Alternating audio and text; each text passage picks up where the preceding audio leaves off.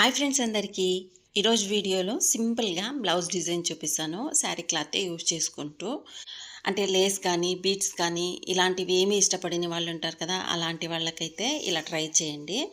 దీనికైతే పోట్లీ బటన్స్, అలాగే thread piping, కొద్దిగా క్యాన్వాస్, ఇది కట్ వర్క్ కట్ చేసుకుని మిడిల్లో మిగిలి ఉంటుంది కదా, ఆ క్యాన్వాస్ ఇంతైతే సరిపోతుంది బ్యాక్ డిజైన్కి.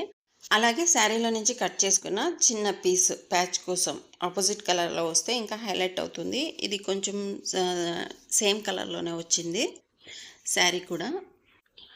అయితే దీనికోసం నేను డిజైన్ ముందుగానే పేపర్ పైన కట్ చేసుకున్నాను. మనకు ఏ షేప్ కావాలో ఆ షేప్ ఇలా పేపర్ పైన కట్ చేసుకున్న పేపర్ని క్యాన్వాస్ పైన పెట్టేసి షేప్ అనేది మార్కింగ్ చేసుకోవాలి. ఇలా మార్కింగ్ చేసుకున్న తర్వాత ఆ మార్కింగ్ని బేస్ చేసుకుంటూ షేప్ మొత్తం కటింగ్ చేసుకోవాలి. మనం ఇది ఏ షేప్ అయినా కటింగ్ చేసుకోవచ్చు. మ్యాంగో కానీ, డ్రాప్ షేప్ కానీ, ఏ షేప్ అయినా కటింగ్ చేసుకొని సేమ్ ఇదే మెథడ్లో డిజైన్ చేసుకోవచ్చు. చూడండి, ఈ షేప్ అయితే నేను కట్ చేసుకున్నాను. ఇప్పుడు శారీ క్లాత్ ఉంటుంది కదా, శారీ క్లాత్ని దీనికి అటాచ్ చేసుకోవాలి ప్యాచ్ కోసం. చూడండి, ఇలా మనకి ఎంత క్లాత్ అయితే కావాలో అంత కట్ చేసుకొని మిడిల్కి ఒక డమ్మీ స్టిచ్ వేసుకొని చుట్టూ ఉన్న ఎక్స్ట్రా క్లాత్ మొత్తం కటింగ్ చేసేసేయండి. ఇలా ఎక్స్ట్రా క్లాత్ మొత్తం కటింగ్ చేసిన తర్వాత మేము దీని చుట్టూ పైపింగ్ పెట్టుకోవాలి. ఈ పైపింగ్కి ఆల్రెడీ థ్రెడ్ లోడింగ్ చేసి పెట్టుకున్నాను. ఛానల్లో వీడియో ఉంది చూడండి, ఎలా లోడింగ్ చేసుకోవచ్చు అన్నది.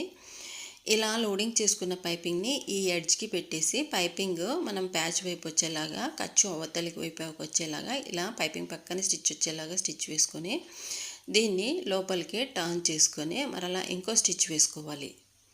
ఈ పైపింగ్ పక్కనే స్టిచ్ వచ్చేలాగా మరో స్టిచ్ వేసుకోండి. ఇప్పుడు సెకండ్ ఇటు సైడ్కి చూడండి, ఈ ఫ్రంట్లో కొద్దిగా క్లాత్ ఎక్స్ట్రా వచ్చేలాగా మనం లోపలికి ఫోల్డింగ్ చేసుకోవాలి కదా, అలా ఒక 1/2 ఇంచ్ ఎక్స్ట్రా వచ్చేలాగా పైపింగ్ ముందుకు పెట్టుకొని ఇప్పుడు మరలా పైపింగ్ పక్కనే స్టిచ్ వచ్చేలాగా షేప్ చుట్టూరా ఇలా స్టిచ్ చేసుకొని రావాలి. పైపింగ్ క్లాత్ వైపు ఉండాలి, ఖర్చు అవతలి వైపు ఉండాలి. ఇలా చూసుకుంటూ షేప్ ఎలాగైతే ఉంటుందో అలాగే ఎండింగ్ వరకు స్టిచ్చింగ్ చేసుకోండి. యువతలు కూడా ఒక 1/2 ఇంచ్ ఎక్స్ట్రా తీసుకొని ఇలా కట్ చేసుకొని ఆ క్లాత్ని లోపలికి ఫోల్డింగ్ చేసేసి స్టిచ్ చేసుకోవాలి. చూడండి, ఇలా ఈ విధంగా ఫోల్డింగ్ చేసుకొని పైపింగ్ పక్కనే స్టిచ్ వచ్చేలాగా స్టిచ్ చేసుకొని ఇదంతా ఫినిషింగ్ చేసుకోవాలి. ఈ ప్యాచ్ మొత్తం నార్మల్గా పైపింగ్ పెట్టుకునేటప్పుడు వన్ సైడ్ ఫోల్డింగ్ చేసి స్టిచ్ చేసుకుంటాం కదా, దీనికి ఇన్విజిబుల్గా లోపలికి వెళ్ళిపోతుంది. మామూలుగా ఒక 30 ఇంచ్ కట్ చేసుకొని మిడిల్కి పైపింగ్ పెట్టుకొని రెడీ చేసుకోవడం అంతే. వన్ సైడ్ ఫోల్డ్ చేయాల్సిన అవసరం లేదు. మొత్తం ఇలా లోపలికి వెళ్ళిపోతుంది. ఫినిషింగ్ అయితే నీట్గా వస్తుంది, ఎక్కడ కూడా ఖర్చులు బయటికి కనబడవు.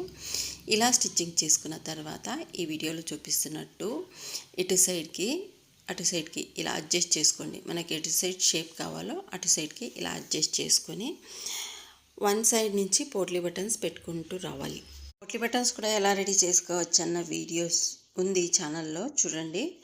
ఆల్రెడీ వచ్చిన వాళ్ళైతే స్కిప్ చేసేయండి. చూడండి, ఇలా వన్ సైడ్ మనం పోట్లీ బటన్ ఇటు సైడ్ స్టిచ్ చేసుకుంటున్నామంటే అటు సైడ్ కాకుండా దానికి ఆపోజిట్ సైడ్లో ఇలా కొద్దిగా ఒక స్టిచ్ రఫ్ చేసుకోండి. అంటే మనం స్టిచ్ చేసుకునేటప్పుడు షేప్ అంటే క్లాత్ కదలకుండా ఉన్నట్టు ఇలా స్టిచ్ చేసుకున్న తర్వాత ఇంకా వన్ సైడ్ మొత్తం ఇలా పోట్లీ బటన్స్ మనం పైపింగ్ పెట్టుకున్నాం కదా, దాని లోపలి వైపు వెళ్ళేలాగా ఇలా నీట్గా స్టిచ్చింగ్ చేసుకుంటూ రావాలి. ఒక దానిపైన ఒకటి వచ్చేలాగా మా లోపల ఓన్లీ పోట్లీ బటన్స్ మాత్రమే బయటికి కనిపించాలి. మిగతాది క్లాత్ మొత్తం ఉంటుంది కదా సైడ్లో, అది మొత్తం లోపలికి వెళ్ళాలి. అలా నీట్గా లోపలికి పెట్టుకుంటూ క్లాత్ మొత్తం లోపలికి వెళ్ళిపోవాలి. ఓన్లీ పోట్లీ బటన్స్ మాత్రం బయటికి కనబడేలాగా నీట్గా పైపింగ్ పక్కనే స్టిచ్ వచ్చేలాగా స్టిచ్ వేసుకోవాలి. ఎక్కడ కూడా క్లాత్ బయటికి రాకుండా మొత్తం ఇలా అడ్జస్ట్ చేసుకుంటూ వన్ సైడ్ మాత్రం ఇలా పోట్లీ బటన్స్ స్టిచ్ చేసుకోవాలి. ఈ డిజైన్కి అయితే నాకు ఒక 15 పోట్లీ బటన్స్ అయితే రెడీ చేసుకున్నాను. మన డిజైన్ని బట్టి ఎన్ని అవసరం ఉంటాయో అన్నీ ముందుగా రెడీ చేసుకొని స్టిచ్చింగ్ చేసుకోవాలి.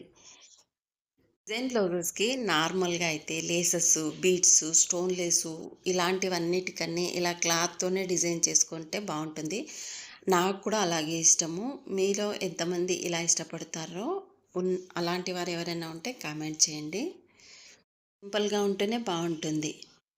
చూడండి, ఎడ్జ్ వరకు ఇలా పోట్లీ బటన్ మొత్తం ఇలా లోపలికి పెట్టేసుకొని ఈ ఎడ్జ్ వరకు స్టిచ్చింగ్ చేసుకోవాలి. ఇలా స్టిచ్చింగ్ చేసుకొని మనం స్టిచ్చింగ్ చేసుకున్న తర్వాత ఎక్కడ కూడా మనం లోపలి వైపు క్లాత్ బయటికి రాకుండా మొత్తం క్లాత్ మొత్తం ఇలా లోపలికి పెట్టేసి పైపింగ్ పక్కనే స్టిచ్ రావాలి. అంటే పైపింగ్ పైన స్టిచ్ వచ్చినా కూడా షేప్ అవుట్ అయిపోతుంది. అలా కాకుండా పైపింగ్ పక్కనే స్టిచ్ వచ్చేలాగా మొత్తం షేప్ మొత్తం ఈ విధంగా స్టిచ్చింగ్ చేసుకోవాలి.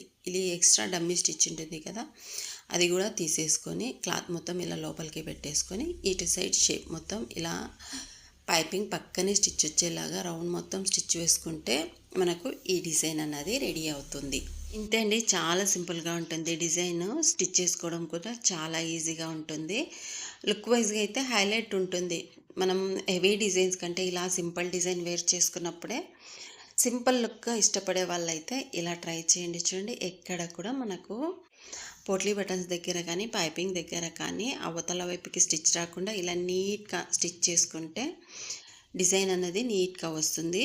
ఇది ఆపోజిట్ కలర్లో వచ్చింటే ఇంకా హైలైట్గా కనిపించేది. ఇది సెల్ఫ్ కలర్లో ఉంది కాబట్టి కొద్దిగా లైట్గా కనిపిస్తుంది. ఇది ఎలాగైతే స్టిచ్ చేసుకున్నామో అదే విధంగా స్లీవ్కి కూడా చిన్న చిన్నగా ఈ షేప్స్ అయితే స్టిచ్చింగ్ చేసుకోవచ్చు. ఇంతే ఫ్రెండ్స్, ఇవాల్టి వీడియో ఎలా ఉందన్నది కామెంట్ బాక్స్లో చెప్పండి. కొత్త వాళ్ళైతే సబ్స్క్రైబ్ చేసుకోండి. వీడియోకి లైక్ చేయడం ద్వారా ఛానల్ అయితే సపోర్ట్ చేయండి. Thank you for watching.